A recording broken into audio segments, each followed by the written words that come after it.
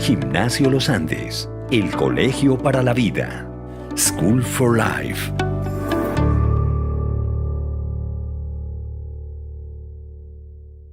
El siguiente gráfico representa la posición respecto al tiempo de un cuerpo durante 12 segundos. El movimiento se realiza en 3 intervalos de 4 segundos cada uno.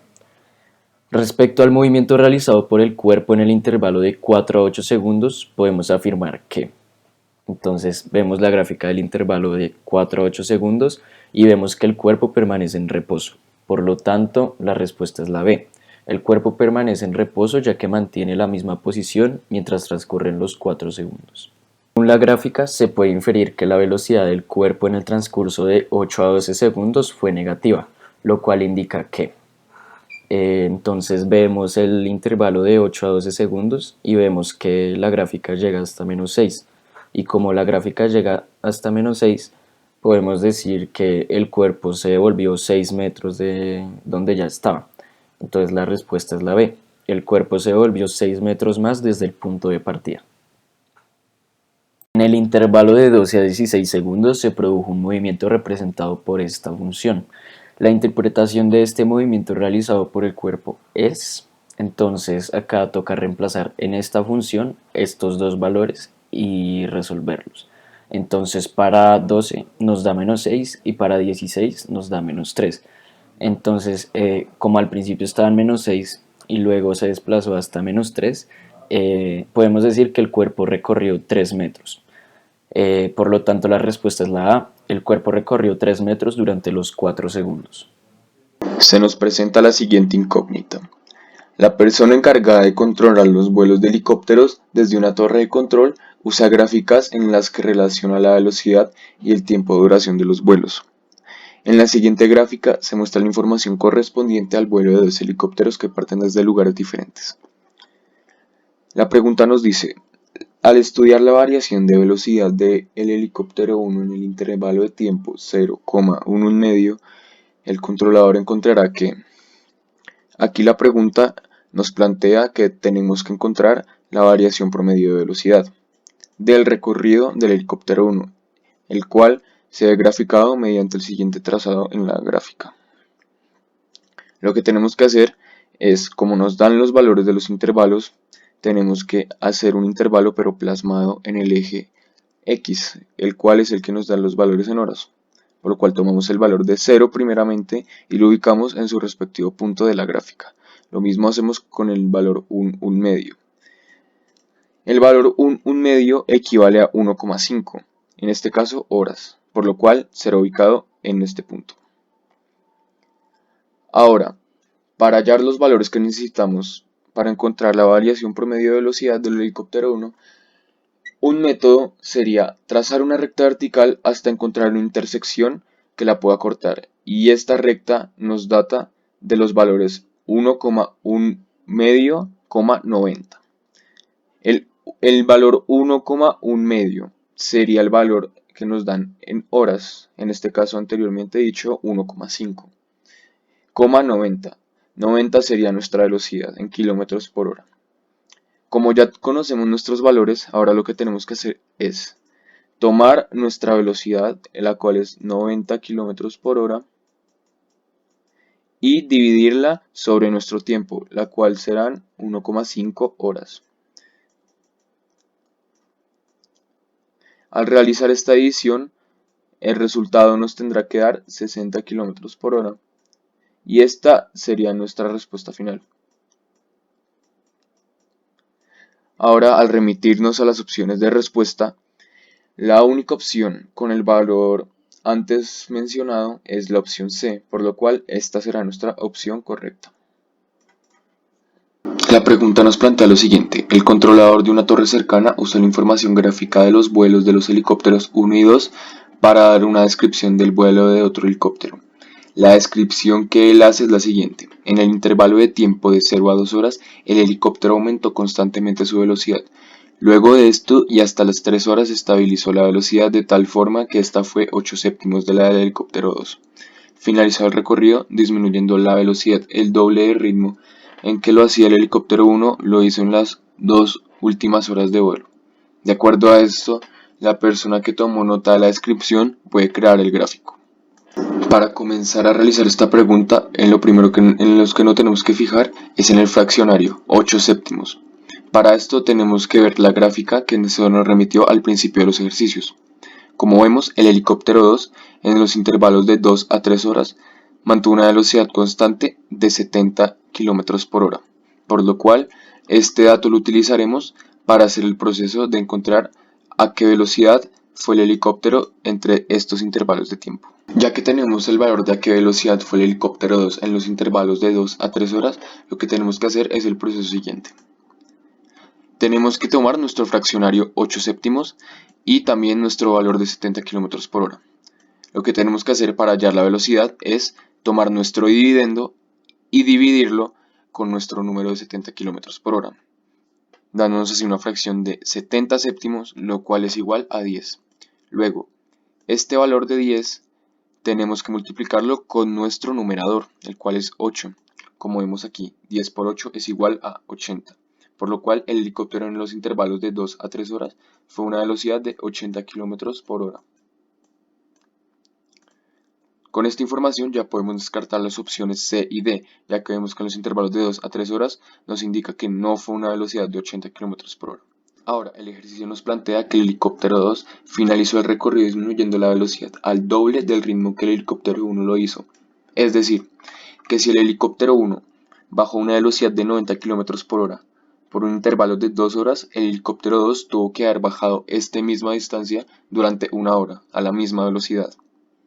Y entonces, como el helicóptero 2 bajó una velocidad de 90 km por hora en 1 hora, quiere decir que sus 80 kilómetros los descendió antes de que se acabara el intervalo de 2 horas, como lo podemos ver en este gráfico. Por lo cual, la respuesta correcta sería la B. Andrés, que ascendió una montaña de 4 kilómetros de altura en 2 horas a velocidad constante y que la descendió en 1 hora también a velocidad constante. Diego afirma que, para hacer el mismo recorrido en el mismo tiempo, si fuera la misma velocidad tanto en el ascenso como en el descenso, esta sería de 3 kilómetros por hora. Esta afirmación es... Entonces, tenemos que primero calcular la velocidad de ascenso y luego la de descenso. La velocidad de ascenso se calcula dividiendo la distancia entre el tiempo y lo mismo con la de descenso. Entonces nos dan estos resultados y luego toca hallar la velocidad promedio. Para la velocidad promedio se suman las dos velocidades, la velocidad de ascenso y la de descenso, y se dividen entre 2. Al final esto nos da 3 y podemos decir que la respuesta es B. Verdadera, ya que es el promedio de los datos que se obtienen de las velocidades de ascenso y descenso. El problema nos pide hallar lo siguiente. Tenemos que hallar en cuánta cantidad de años la población de la Tierra sería el doble desde un punto de referencia el cual es 1980, donde su población era de 4.500 millones de habitantes. Teniendo estos datos tenemos que realizar lo siguiente. Primero, como nos piden hallar el doble de población, tenemos que multiplicar 4.500 por 2, lo cual nos dará 9.000. Este valor de 9.000 lo reemplazaremos en nuestra función por ht, lo cual nos quedaría como resultado esta función de acá. 9.000 es igual a 4.500 por e a la 0,02 de t. Luego tenemos que despejar esta función, para el cual realizaremos lo siguiente. Como el 4.500 está multiplicando, lo tenemos que pasar al otro lado del igual a que divida, quedándonos así la siguiente función, 9.000 sobre 4.500. El resultado de esta división es lógicamente 2. Y mantenemos el igual con el e a la 0,02 de t.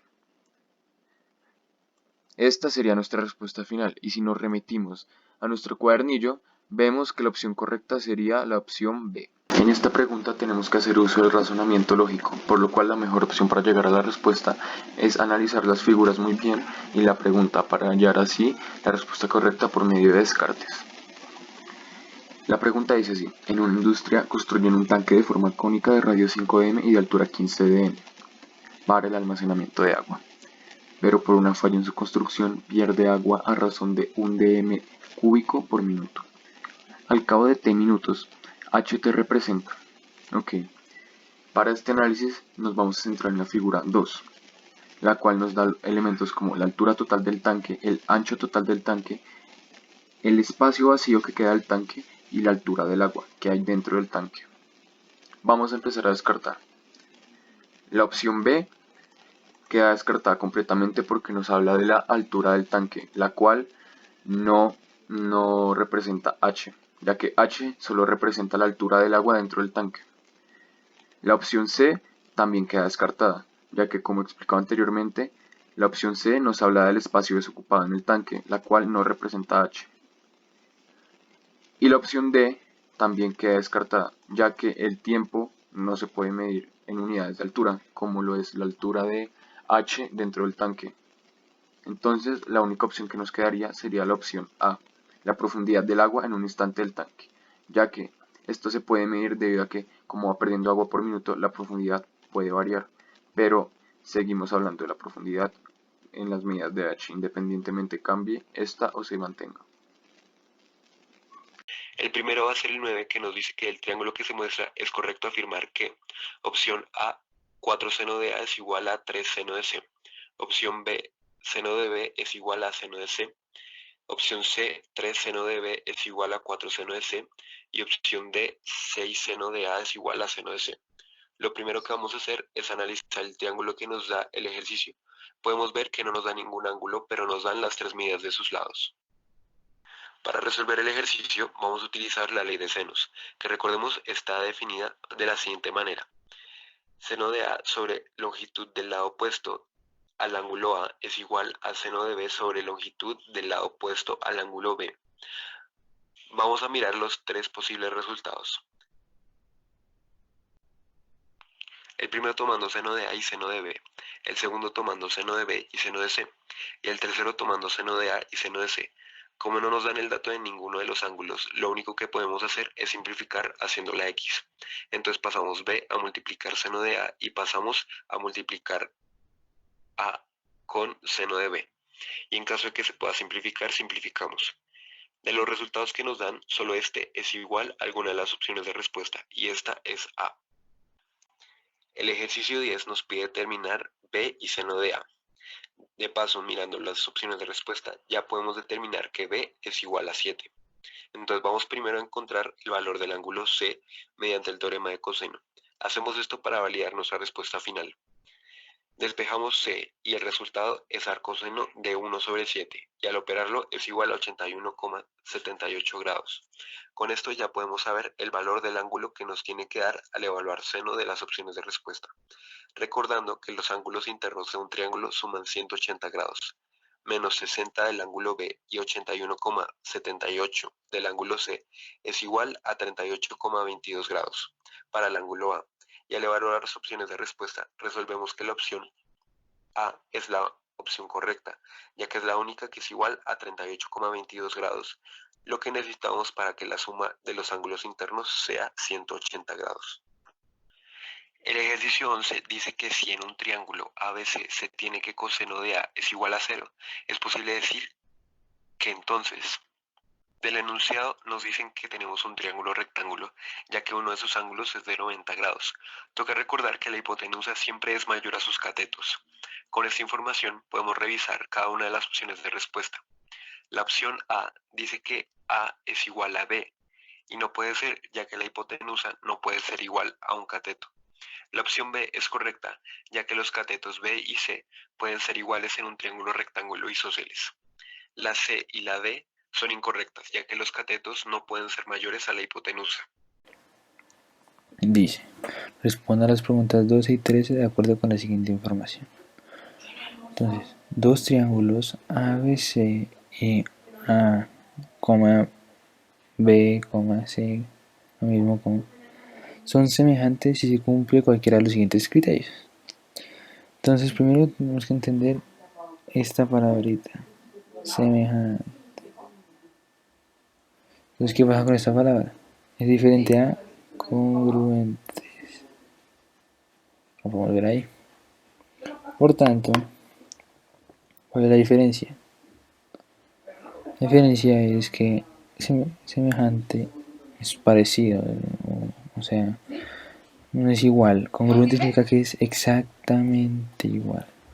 Bueno, entonces vemos todos estos criterios y vemos entonces que los ángulos correspondientes son congruentes. Entonces el ángulo del A es igual al del ángulo A de coma arriba. Lo mismo con el B y el C. Dos pares de lados correspondientes son proporcionales y los ángulos comprendidos son congruentes. Es decir, pues acá nos dan la fórmula para hacerlo en cada uno y verificar.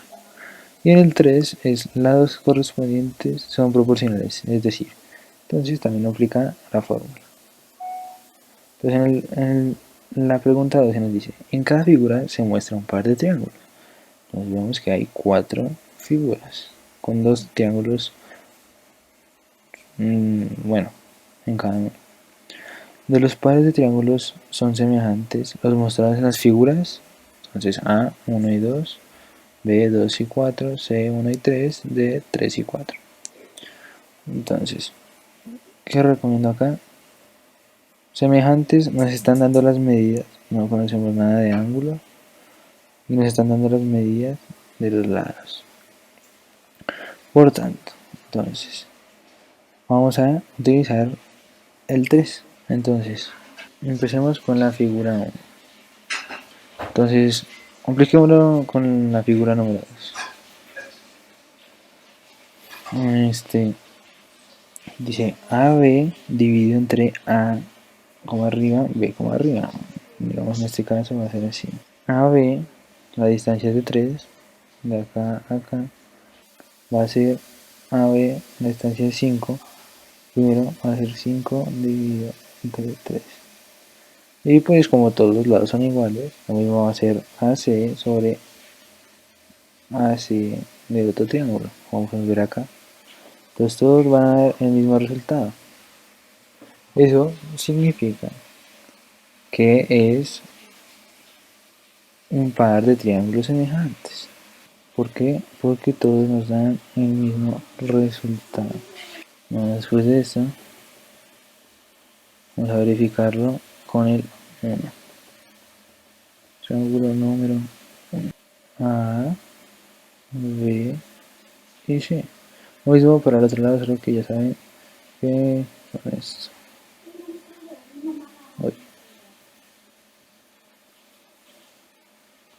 Entonces, las medidas las vamos a este costado.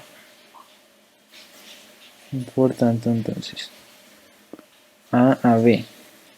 De A a B, vemos que es 7. 7 entre A B del otro, 5. Nos da como resultado 1.4. Y tengámoslo ahí. Primero 1.4, todos deben dar el mismo. Ahora, AC dividido entre AC del otro triángulo. AC es 24 dividido entre 12, que es el del otro. Y eso nos da 2. Por tanto, podemos verificar que no son semejantes. Figura 1 descartada. Siguiente. La figura número 3. Por tanto, cogemos.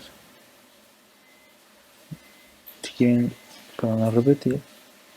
Vamos a hacer A, B y C.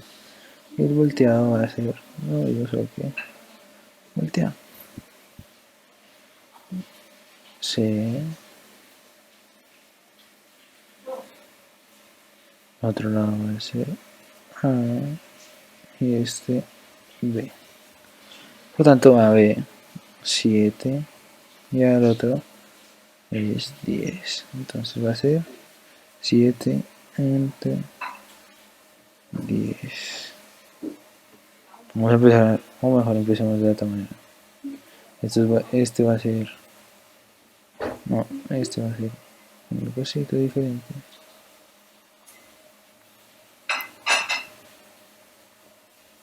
Va a ser 10 entre 7. Nos da un valor de 1.4. Anotamos ahí Y vamos a hacer lo mismo con AC y el AC del otro. Por tanto, AC del primero va a ser 6 y el otro va a ser 5. No, 3, perdón. 3, por tanto, se divide entre 3, da 2. Por tanto, este no es congruente. Y determinaríamos que esta sería la siguiente figura congruente. Pero vamos a comprobarlo. Ok. Entonces, lo mismo. Entonces, verificamos. 6 entre 1.5 nos da un total de 2. Digo 4, qué pena. 4. Quitamos. 4 es nuestro primer valor. Luego AC sobre AC. AC 12 entre 3. Igual 4. Tenemos dos 4. Y por último, AB sobre AB. 8 entre 2, que claramente nos da 4. Por tanto, la respuesta correcta sería B. Dice la pregunta 3. Sea ABC un triángulo de un punto de AB y un punto de AC, como se muestra en la figura. Si DE es paralelo a BC, se puede concluir que AB sobre AD es igual a BC sobre DE, porque, bueno, la respuesta correcta es la número C. ¿Pero por qué? Vamos a analizarlo. Bueno, dice, el triángulo ADE es semejante al triángulo ABC. ¿Por qué? Claramente, según esto, tienen que ser iguales para poder hacer esto, ya que AD va a ser igual a AB, por tanto, esa división va a ser igual a la de BC entre DE. Tiene que dar el mismo resultado. Entonces, pero ¿por qué no puede ser D, digamos? El ángulo ACB, o sea, este ángulo, es congruente, igualito, sobre BAC. Pero, ¿eso qué tiene que ver con el paralelo entre estos dos? Y que nos dé esta fórmula. No menciona en ningún momento AD ni AE. Por tanto, el ángulo aparte es diferente y no nos está mencionando estos puntos que son eficaces para hallar el porqué de esta ecuación. Y bueno, en la B, AB es igual a BC. O sea, que AB es igual a BC. Pues es el mismo triángulo. Y AD es igual a D. Me estás diciendo que todas estas partes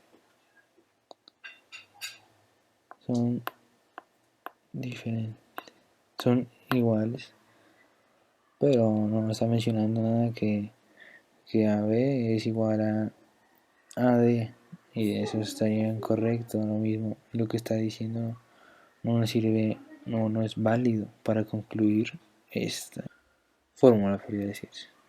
Por tanto, no es la correcta. Y la opción A dice que el ángulo AED es igual al ángulo ABC. AED, y nos está diciendo que es el mismo ángulo de ABC, o sea, este. Y por lo que vemos, no es congruente. Por tanto, la A tampoco es. Entonces, por último, nos queda la C. Esta sería la respuesta correcta. A lo mejor el punto D no quedó tan bien explicado, por tanto, reitero. ACB es congruente con el triángulo BAC. El ángulo C es congruente con el ángulo A de BAC, claramente. O sea, es el mismo triángulo y no nos menciona y nos está diciendo que es congruente y no nos menciona, o sea, no sirve para aplicarlo en esta fórmula. El triángulo en el punto C sí nos menciona el por qué se puede concluir esto. Aunque las demás puedan ser ciertas, tenemos que enfocarnos en qué es lo que nos pide la pregunta. El ejercicio 14 nos plantea lo siguiente. Los triángulos sombreados que aparecen en cada figura son rectángulos. Sobre los lados de cada triángulo se han construido figuras planas semejantes. Si las áreas de los semicírculos 1 y 2 son respectivamente 9 pi medios centímetros cuadrados y 8 pi centímetros cuadrados, el diámetro del semicírculo 3 es... Para encontrar el resultado, primero debemos recordar que el área del semicírculo es pi por radio al cuadrado dividido 2. Vamos a sumar el área del semicírculo 1 y del 2 y el resultado es 25 pi medios. Igualamos esto al área del semicírculo y despejamos radio. El resultado es igual a raíz cuadrada de 25, que es igual a 5. Pero como nos están pidiendo el diámetro, multiplicamos 5 por 2 y tenemos que el diámetro es igual a 10. Opción de respuesta D. En el siguiente enunciado nos dice, responda a las preguntas 15 y 16 de acuerdo con la siguiente información. Si un prisma y una pirámide tienen la misma altura y las áreas de sus bases son iguales, siempre se cumple que el volumen del prisma es 3 veces el volumen de la pirámide. El punto número 15 nos dice que si un prisma y una pirámide tienen alturas iguales, el área de sus bases es igual y el volumen del prisma es 810 centímetros cúbicos, entonces el volumen de la pirámide es. Este ejercicio lo podemos desarrollar de forma sencilla, ya que en el enunciado nos dicen que si un prisma y una pirámide tienen la misma altura y las áreas de sus bases son iguales, siempre se cumple que el volumen del prisma es 3 veces el volumen de la pirámide. Entonces ya nos están dando el volumen del prisma. Y para hallar el volumen de la pirámide, lo único que tendremos que hacer será dividir entre 3. Al hacer la adición de 810 centímetros cúbicos dividido entre 3, vamos a dar que es 270 centímetros cúbicos. Por lo tanto, la opción es la A. Vamos para el punto 16. Dados un prisma y una pirámide con alturas iguales y tal que el volumen del prisma es 3 veces el volumen de la pirámide, no es posible que las bases del prisma y la pirámide sean respectivamente. Aquí seguimos con el mismo caso donde las áreas de las bases y la altura es igual, es la misma, por lo cual tiene que coincidir en las dos figuras que nos muestran. Tenemos que hacer el mismo ejercicio con todas las opciones de respuesta. Entonces tenemos que verificar que las áreas coincidan. En caso de que no, esa va a ser la respuesta correcta. En el punto número A, el primer cuadrado 4 por 4 es 16. El segundo cuadrado 4 por 4 es 16. En el punto número B, 4 por 4 es 16 y 8 por 2, 16. En el punto número C, 8 por 2, 16. Acá tenemos que recordar que el área de un triángulo siempre va a ser base por altura dividido entre 2.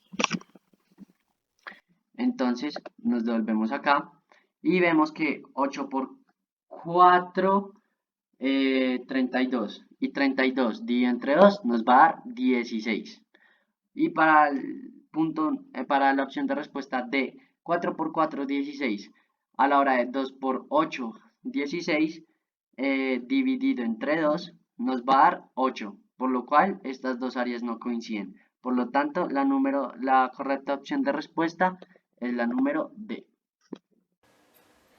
Iniciamos con las preguntas 17 y 18. Dice, respondamos las preguntas 17 y 18 de acuerdo con la siguiente información.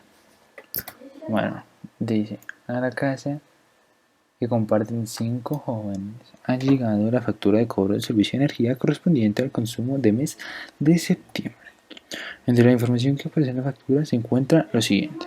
Dice, consumo promedio de los últimos 6 meses en kWh kilowatts, consumo en kilowatts, 110, 104 en el anterior, el valor de cada uno de los kilowatts, el costo de consumo menos el subsidio, el valor neto por consumo, el ajuste de escena y el total a pagar. Uno de los jóvenes ha decidido mostrar a sus compañeros la siguiente representación gráfica de la información proporcionada en la factura. Acá podemos ver la tabla. Entonces, la pregunta 7 dice, primero voy a leer la pregunta 7 y luego analizaremos la tabla.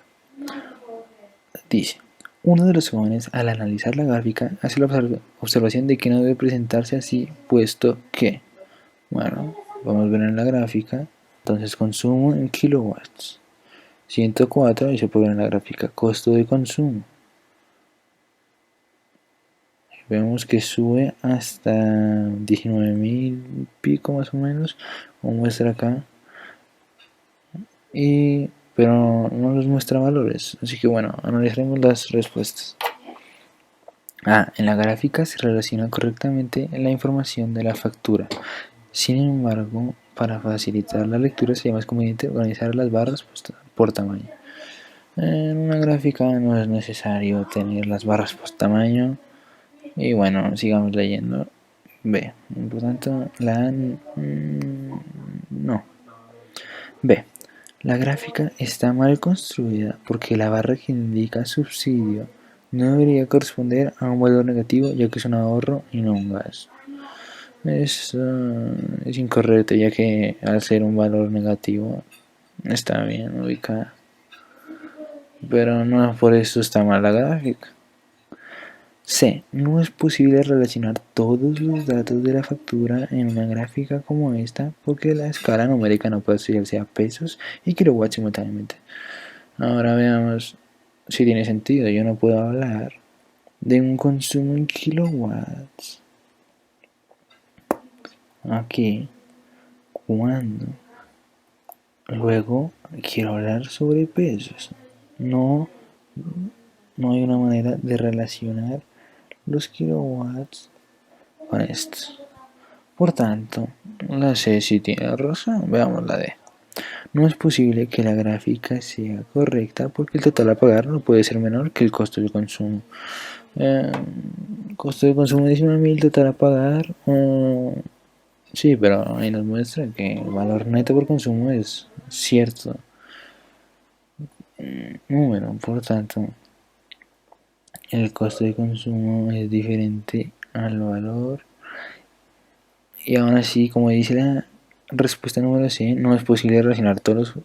Es como si yo pusiera quiero hablar sobre pizzas. Voy a hacerlo acá a un costado, una gráfica. Entonces, pizzas vendidas. Digamos que 5, 4, 3, 2, 1, 0. Disculpen. Entonces, digamos 5, he vendido 5. Y luego quiero hablar acá sobre las calorías de una pizza. No, que la pizza tiene yo no sé cuántas calorías. Bueno, sí, pero estamos hablando de que esto es... ¿Qué es esto? No puede tener un doble valor.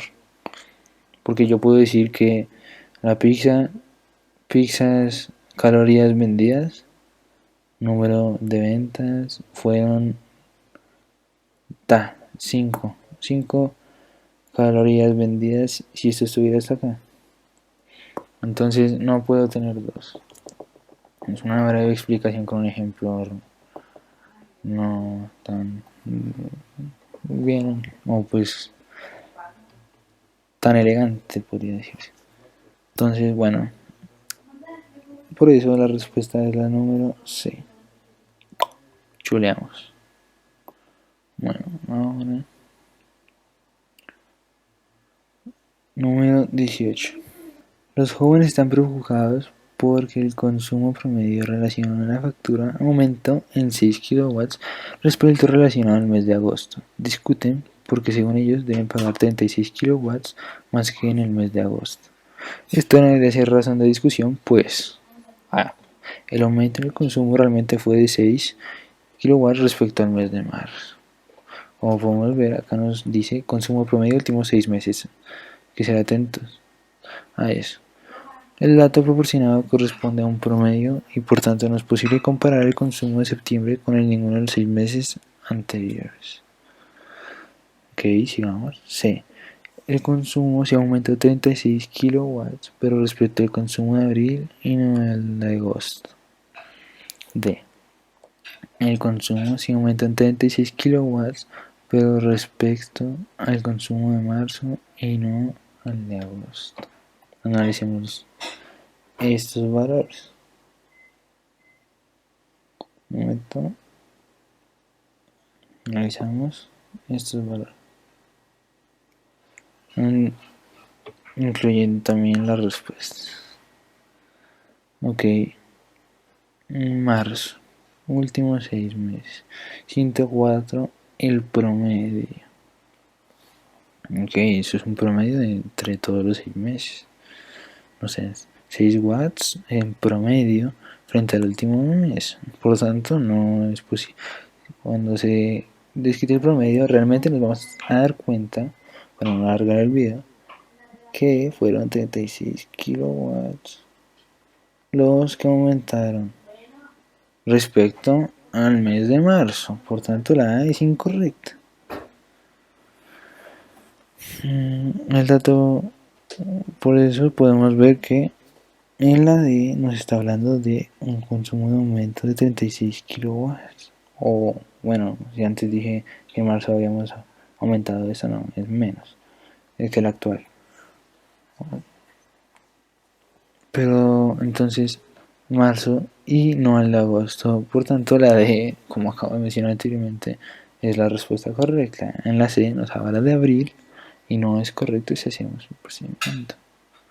Y en el punto B, el dato proporcionado corresponde a un promedio y por tanto no es posible comparar el consumo de septiembre con el de ninguno de los 6 meses anteriores. Esa respuesta no es correcta porque sí es posible calcular. El siguiente enunciado dice, responda las preguntas 19 y 20 de acuerdo con la siguiente información. Una empresa ha hecho un estudio para determinar qué tan conocido es el producto que ofrece. Para este estudio realizaron encuestas dividiendo la población encuestada en 3 grupos. Los resultados fueron los siguientes. Una persona que lee esta información asegura que el grupo 3 se conoce más el producto que en el grupo 1. ¿Estaría usted de acuerdo con esto?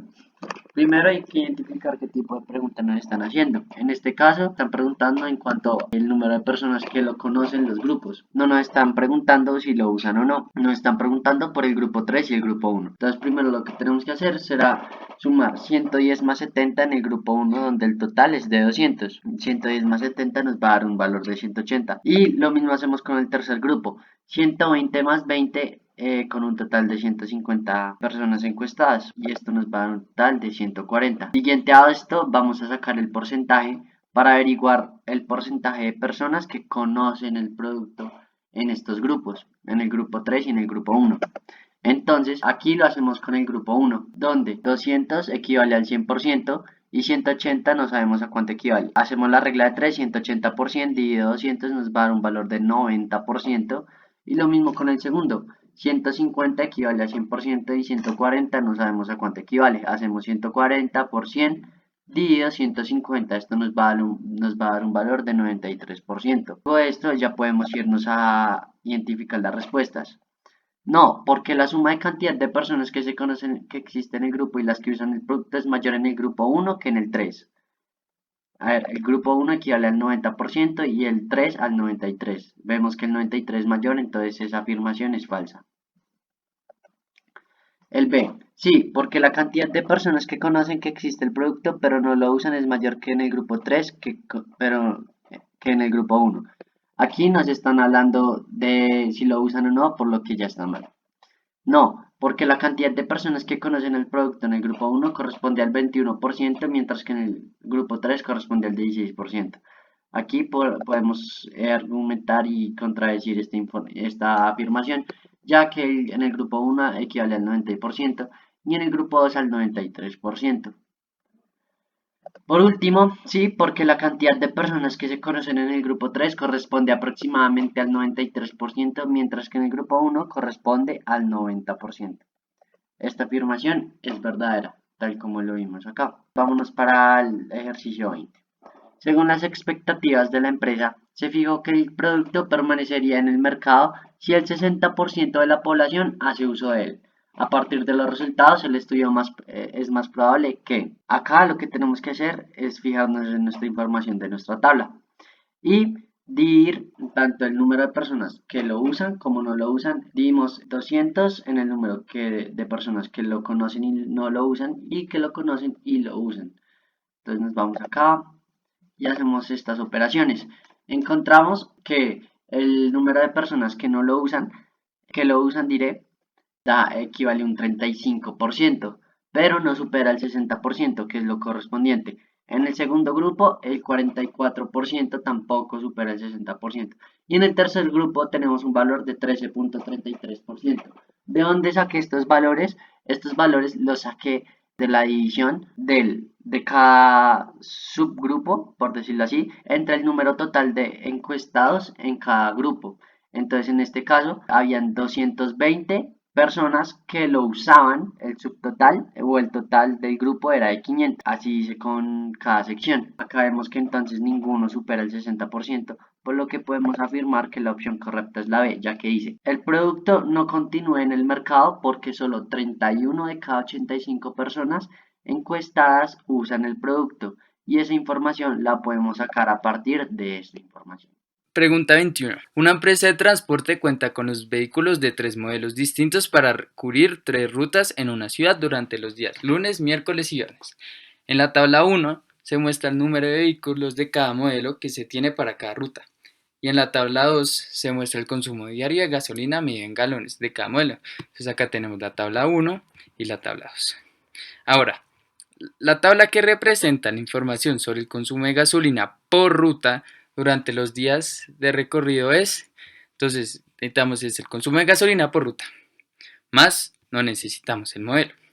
Entonces en este caso lo que vamos a definir es, para poder sacar el primer valor, lo que tenemos que hacer es, de la ruta 1, vamos a coger estos 3 ejemplos con la ruta 1 y solo necesitamos con los modelos. Entonces en la ruta 1, el modelo 3 tiene 3 vehículos en la ruta 1 cada día. Entonces, el día lunes se gasta 10 galones de gasolina. Entonces, tenemos que multiplicar este 3 con este 10. Entonces nos va a dar aquí el 30.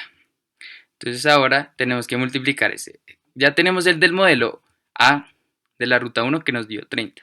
Ahora necesitamos del modelo B de la ruta 1. Entonces multiplicamos este 8 por el 7,5 y nos va a dar 60.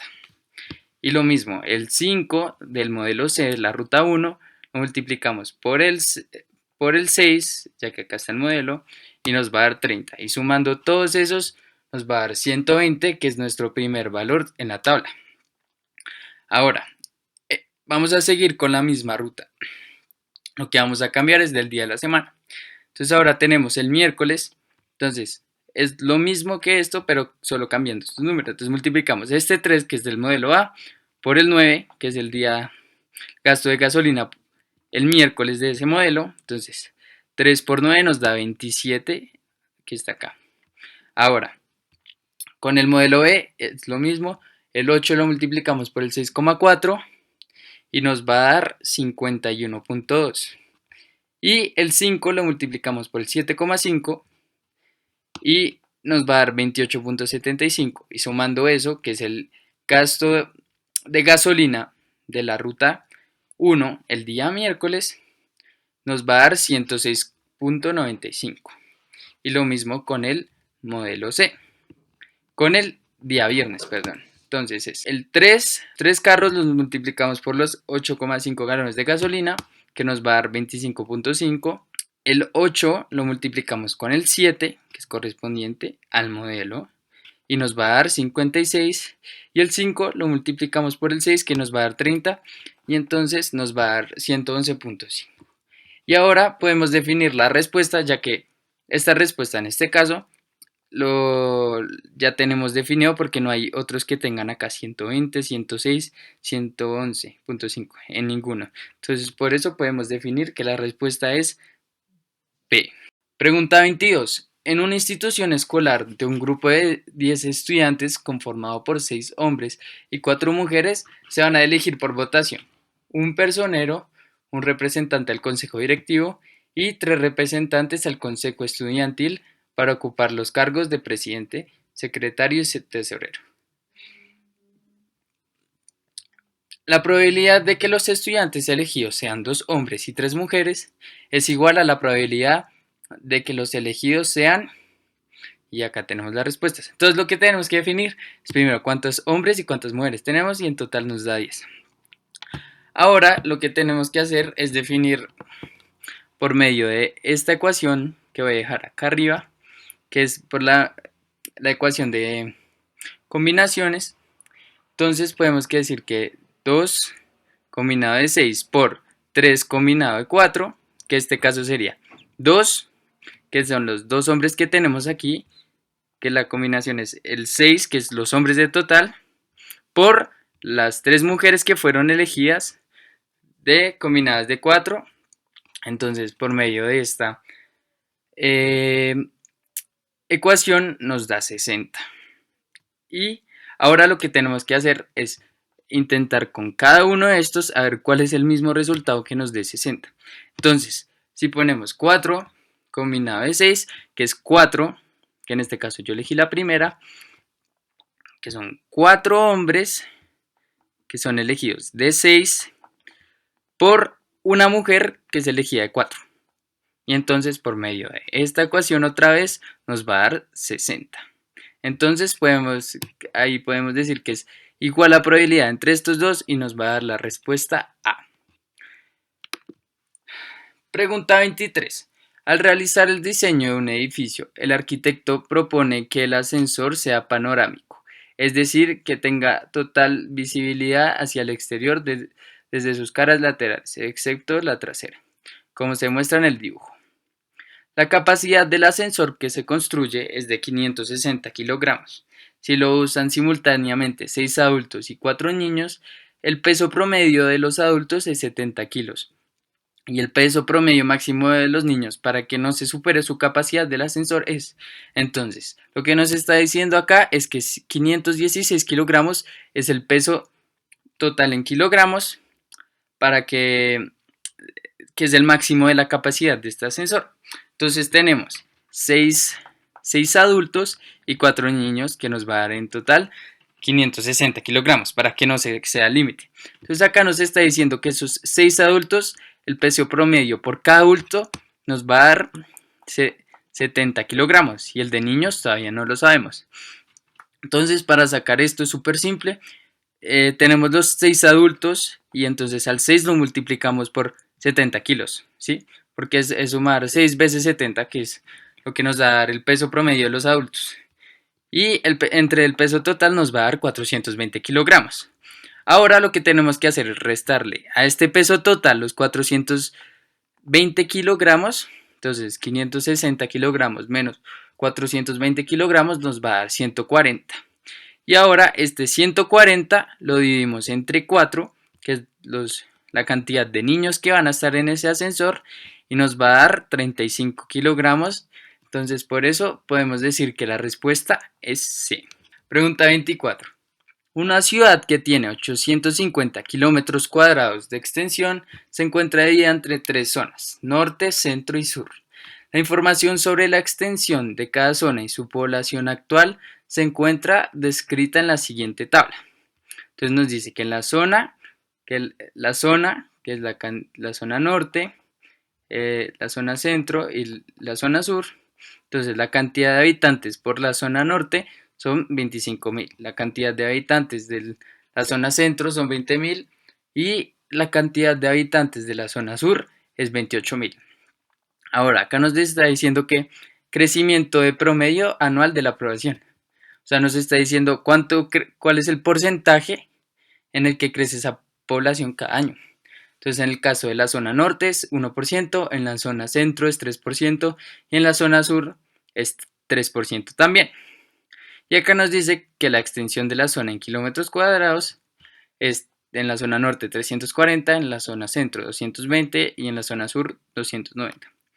Entonces, El departamento de planeación necesita saber cuántos habitantes habrá por zona dentro de 2 años. Esta información la pueden encontrar en la gráfica. Entonces lo que tenemos que hacer es súper breve. Entonces, por medio de la regla de 3 podemos sacar estos porcentajes. Entonces, el 1% de 25.000, que sería en este caso la zona norte, es 250. Entonces lo que tenemos que hacer es sumar 250 a 25.000, entonces nos da 25.250, que se va a hacer el número de habitantes dentro de un año en esa zona norte. Pero no nos está preguntando cuántos habitantes habrán en la zona en un año, sino en 2 años.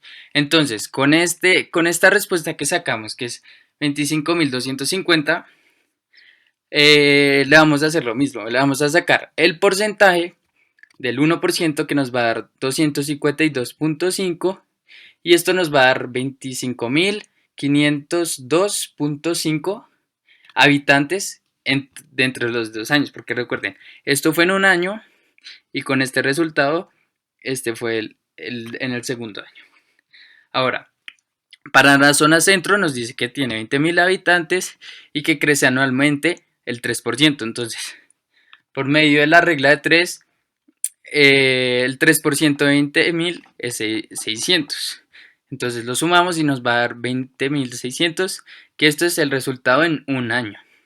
Pero estamos buscando ese en 2. Entonces, cogemos este resultado que es 20.600 y lo volvemos a sacar ese 3%, que en este caso sería 618. Y lo sumamos y nos va a dar 21,218. Que esa es la población dentro de 2 años en la zona centro. Y ahora en la zona sur nos está diciendo que es 28.000 habitantes, que le tenemos que sacar el 3%, que es 840. Entonces le sumamos ese 3% a los 28.000 habitantes y nos da 28.840 habitantes dentro de un año. Entonces, para sacar dentro de los 2 años, cogemos este resultado que pudimos sacar. Entonces está 28.840 y le sacamos otra vez el 3%, en que nos va a dar 865.2, y solo sumamos esto y nos va a dar 29.705.2 habitantes. Entonces, por esto, al ver las respuestas, podemos ver del crecimiento de la zona norte, de la zona norte, de la zona centro y de la zona sur, que la respuesta nos va a dar A.